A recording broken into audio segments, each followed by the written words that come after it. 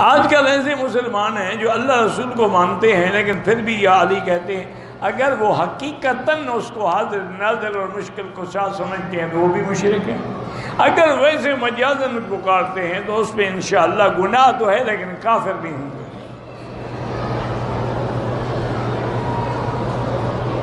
بہرحال صفوں کی جگہ خالی نہ چھوڑا کریں، صف قریب قریب ہو تو زیادہ بہتر ہے۔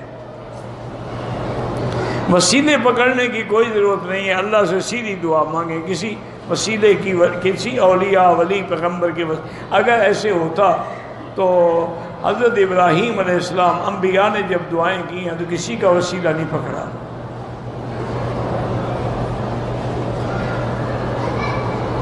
میں کام کے سلسلے میں آیا تھا، عمرہ نہیں کیا، اب مکے میں ہوں، عمرہ کرنا چاہتا ہوں، تو آپ کی مرضی ہے، طائف سے کریں، جیلانہ سے کریں، مسجد عائشہ سے کریں۔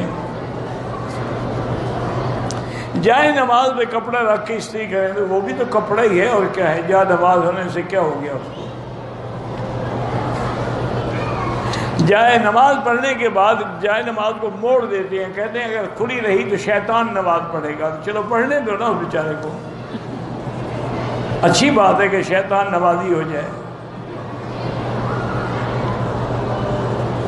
نماز میں دل لگانے کا وظیفہ کیا ہے؟ نماز پڑھو اور نماز کے ایک ایک حرف پہ غور کرو۔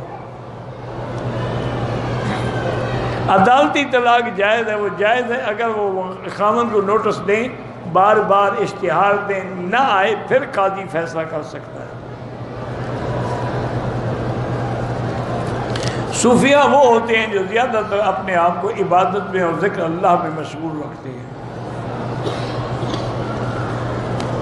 طواف کے بعد جب 2 رکعت بھول جائے تو اب پڑھ لو، بس طواف مکمل ہے۔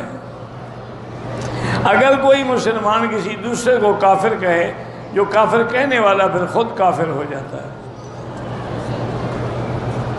میں حافظ ہوں، ابھی قرآن ضبط نہیں ہو رہا، تو کسی اچھے قاری کے پاس بیٹھ کے دور کرو اور وہ آپ کو بتائیں گے کہ پکا حافظ بننے کا طریقہ کیا ہے، کیونکہ جن کا کام ہے وہی جانتے ہیں۔ لِكُلِّ فَنٍ رِجَالٌ، قرات کا کام قاری جانتے ہیں، حدیث کا کام محدث جانتے ہیں، اور فقہ کا کام